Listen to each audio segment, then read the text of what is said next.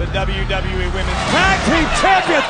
Couple of Scottish witches utilising to get the jump on the dark arts at this moment, Wade. I mean, it's that simple. People know you want a clean fight. Don up for the KOD. On just the worst of that, which perhaps look at this power. The Alba Fire. Unbelievable.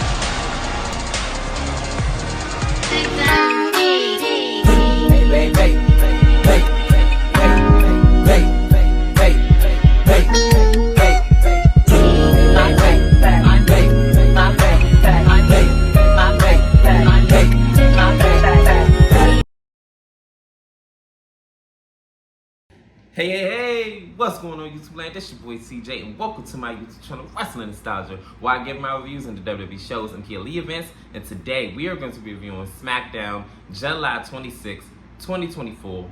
But before I get into my review, just go ahead and give that thumbs up a like. It helps push my video through the algorithm. And without further ado, let's go ahead and get into SmackDown. So we open up SmackDown with the Bloodline. And Nick Atlas says that he has the unfortunate news to let Tonga Loa know that after the scuffle that happened last week with Cody Rhodes and KO and the Bloodline situation, that he sustained an eye injury and he is not cleared to wrestle, so he has to be pulled from the tag team gauntlet match tonight. So Tama Tonga says, oh no, we ain't getting pulled from nothing, nah, like that ain't gonna happen, So Solo says, nah, they're not gonna get pulled because he's not the only one that's part of the Bloodline. So is Jacob Fatu.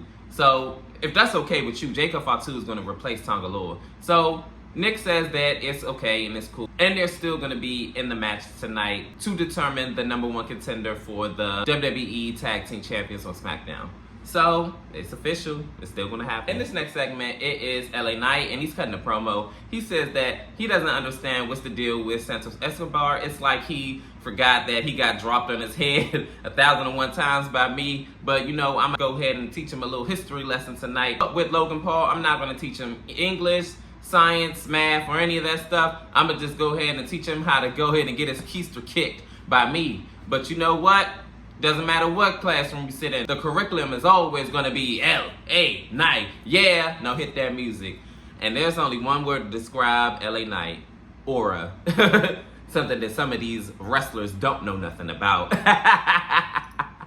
So, L.A. Knight versus Santos Escobar next. In our first matchup, it is Santos Escobar versus L.A. Knight. So, it started off with Santos Escobar already trying to do a big kick on LA Knight. LA Knight moves and he wind up, like punching them all in the corner. Santos Escobar have him in a headlock. He wind up bouncing them off of the ropes. And then Santos does a shoulder tackle. And then they kind of go back and forth from here. Then this is when LA Knight have him in the corner. And he's just fist to face at Santos Escobar. Santos Escobar wind up sending them face first into the turnbuckle. And then from there, this is where he takes control of the match. LA Knight winds up fighting back a little bit after, and then Santos Escobar drives him into the ropes. Then this is when Elektra slaps him, and then we go to commercial break. After commercial break, Santos Escobar is doing a really good job of grounding LA Knight. LA Knight and Santos Escobar go back and forth from here, and then towards the end of the match, Elektra, for whatever reason, wants to distract the referee for the second or third time in this match. As she distracting the referee, this is when Logan Paul comes out,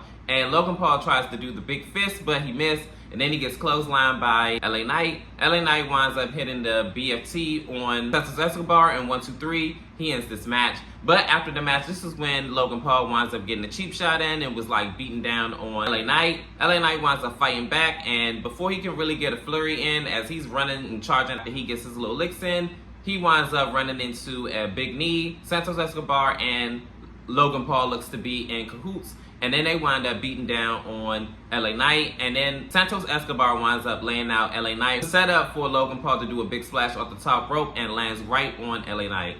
Whew. Well, it's about damn time that Logan Paul shows up on the show that he does not rarely shows his face on, to be the champion of a show that he barely defends the championship on, the show that he's supposed to be on.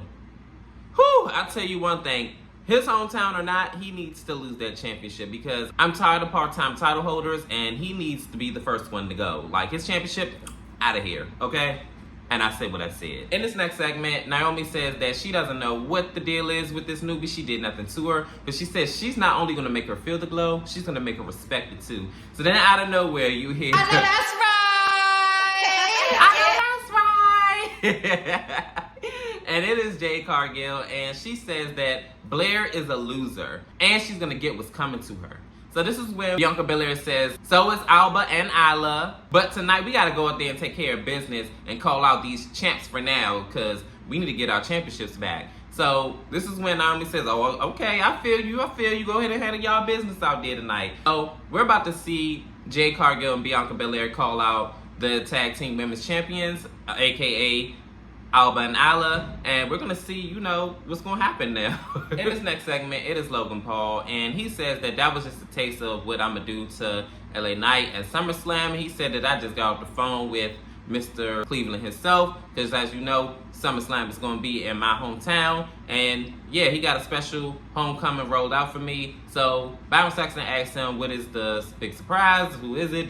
So he says, no, I'm not telling you. Like, why would I tell you? Like, you know, just tune in. Logan Paul says that not only is LA Knight facing a social media mogul and you know, and he's gonna basically whoop him at SummerSlam, yada yada yada. You know, I don't really care for Logan Paul, so it is what it is. We're gonna see what's gonna happen at SummerSlam in the upcoming week, because we only got one more week from Saturday to SummerSlam, and like I said, LA Knight, you better take that championship off that boy. Yeah! In the next segment, it is Jade Cargill and Bianca Belair. They both make their entrance to the ring, and they basically are calling out Alba Fire and Isla Dawn. And Bianca says that, I wish I could go ahead and talk to y'all and be out here with y'all all night, but I'm gonna just go ahead and skip to the chase. Jade Cargill says, go ahead and do that. So she says that Alba Fire and Isla Dawn said they gonna be here, and they gonna bring those tag team titles, so yeah, where y'all at? So they all looking like, okay. So Jade Cargill says, go ahead and come out here and make sure you bring them championships. So all of a sudden their music hits, nobody comes. Out to the ring ramp anyway, they wind up attacking Jade Cargill and Bianca Belair from behind. They're beating them down, up until Bianca winds up kicking one of them in the face after one of them are like holding her back, and then Bianca is just like fighting back from here. And then Bianca Belair does the KOD on Isla Dawn and gets her out of the ring, and then Jade Cargill winds up picking her up over her head and throwing her out of the ring. And this is where this segment ends. I tell you one thing, I want them to win those tag team titles back. I don't understand why Triple H made the executive decision to have Alba Fire and Isla Dawn win those titles just because they were in their homeland. And let's be honest, I know he said something about, oh, that's not the reason. Like, come on, it was, because y'all literally had nothing lined up for them after this. Y'all had a lot of things lined up for Bianca and Jade when they were tag team champions. So you might as well have to cap the belts on them. And then had our match that we wanted, Bianca Belair and Jade Cargill versus Lash and Jakara. But WWE don't never want to give us what we want. But hey, it is what it is. Next segment, we are greeted with Tiffany Stratton. And she has duct tape all around her Money in the Bank briefcase. And Nia Jax says that, oh, I'm so sorry about your briefcase, but, you know, if we win tonight, I have a briefcase that's perfect for you. You can even cash it in on Bayley if you want, but I wouldn't want you to trump the women's guaranteed championship match that I have, you know, too soon. So this is when Tiffany says that, look, nah, I don't want to, you know, cash in on Bayley right now. I just want to get revenge on them for doing what they did to my briefcase. So Nia Jax says that, you know, I thought so. So Tiffany Stratton looks distraught because that briefcase looks like it got ran over by a car. It looks trash. Like, she needs a new design for this briefcase, and desperately, like, ASAP. In this next matchup, it is a gauntlet match for the #1 contendership for the WWE Tag Team titles. As we all know, with gauntlet matches and battle royals, I group them in as the same, so we're only going to get into the eliminations. So the match starts off with Apollo Crews and Baron Corbin versus Legado del Fantasma. Apollo and Baron Corbin eliminates Legado del Fantasma. Then this is when Montez Ford and Angelo Dawkins come out. They eliminate Baron Corbin and Apollo Crews. So then this is when Pretty Deadly comes out and they get eliminated as well. And now we're down to the Bloodline versus the Street Profits.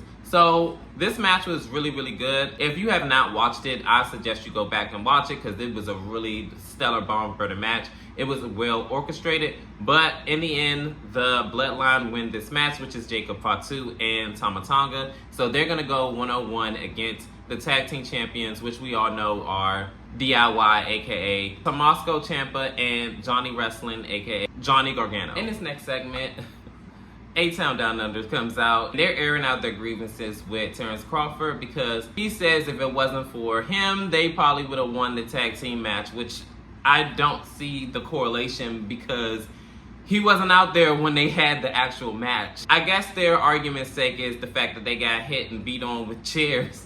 They might have been 100%, but okay, we're gonna go with that narrative. So Terrence Crawford comes out after he gets called out, and he winds up saying that you owe us an apology because you don't deserve to be in the ring with us and this, that, and the third. So Terrence is not having any of it. Grayson Waller winds up saying, if you take one more step to me, my boy Austin Theory gonna knock you out. Yeah, you gonna knock him out. Yeah, knock him out. And I'm all like, a certified boxer, you really think so? Like, I'm trying to figure out what the fuck do you got going on. Are you okay?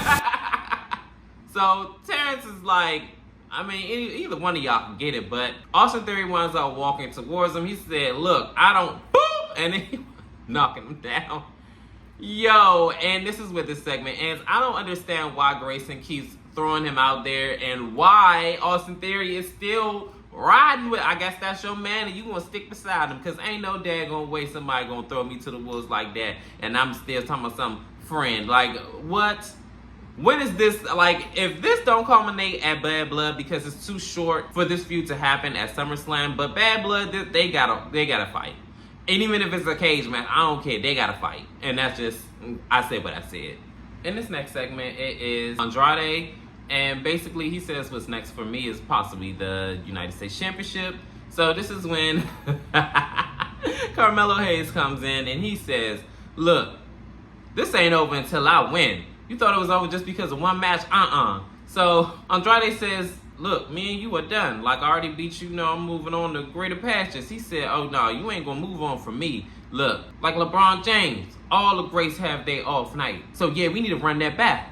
So this is when Andrade says, you are no LeBron James. You're more like Bronny Jr. So Carmelo Hayes says, yeah, you're right, I am Bron Jr. because now it's my time. So what's up? So he said, okay, cool. One more match? So he extends his hand and, basically want a handshake. So he looks at his hand like it got poop on it or something. And Carmelo Hayes says, yeah, that's what it's going to take. You're on. So then he walks off. So I guess it's going to be Carmelo Hayes versus Andrade Part 2 again next week on Friday Night SmackDown. And I actually would love to see a feud between these two. So if this doesn't end, I'll be okay with it. As long as they tell a compelling story, I'm good with it. Because so far they're doing like a pretty decent job with their like interactions and things like that. And I understand that it's like a language barrier and he's kind of a little bit hard to like kind of like understand, but it's not like completely difficult. And I'm okay with it. Like, his in-ring ability speaks loud enough for me to not really pay attention to what he's saying, and like I said, I can still understand what he's saying, but we're gonna see where they're gonna go with this feud. And finally, we are here at our main event, Michin and Bayley versus Nia Jax and Tiffany Stratton. This actually kind of feels weird to say that this is the main event, but nonetheless, here we are. Michin makes her entrance, and she is attacked from behind by Tiffany Stratton and Nia Jax. And this is when Bayley comes out with the kendo sticks and shoos them away. So now this match is a glorified handicap match in the first half, where Bayley is fighting her way up. And then for a good half of this match, she is getting the best of Tiffany Stratton. But of course, Tiffany Stratton is a strappy woman, and she is not going to take no lying down either. The two go back and forth here and there. And it looked like before the commercial break, Michin was going to get the tag from Bayley. But Michin wound up getting attacked from behind by Nia Jax and lays her out on ringside. And Tiffany Stratton winds up laying out Bayley. So then we get to the second half of this match where Bayley is getting beat up for a good majority of this match. She even eats a stink face from Tiffany Stratton. And towards the end of the match, Michin winds up getting attacked, and she finally gets a little flurry and offense in, and then she tags Bayley back in, And this is where Michin winds up getting laid out by Nia Jax as the referee is distracted. Bayley gets hit with a women's Money in the Bank briefcase, lays her out, and sets Nia up for her Annihilator to hit it on Bayley in 1, 2, 3. Bayley and Tiffany Stratton gets a measure of revenge on Bayley and Michin, and they are the winners of this match. This was actually a pretty decent match. As far as main event worthy, questionable, but it is what it is. How did you feel about SmackDown? SmackDown to me was pretty decent, honestly. It was just there. This SmackDown didn't feel like we're closing in on a big PLE event. And then SummerSlam on top of that. But it would probably get like a solid C for me. Like, it wasn't bad. It could have used a little bit more star power. But hey, it is what it is. But comment down below, how did you feel about SmackDown? Was it good? Was it great? Was it horrible? Could have been better? Leave it in the comments, and as always, your love and support is always, always, always appreciated. And peace, TJ, I'm out.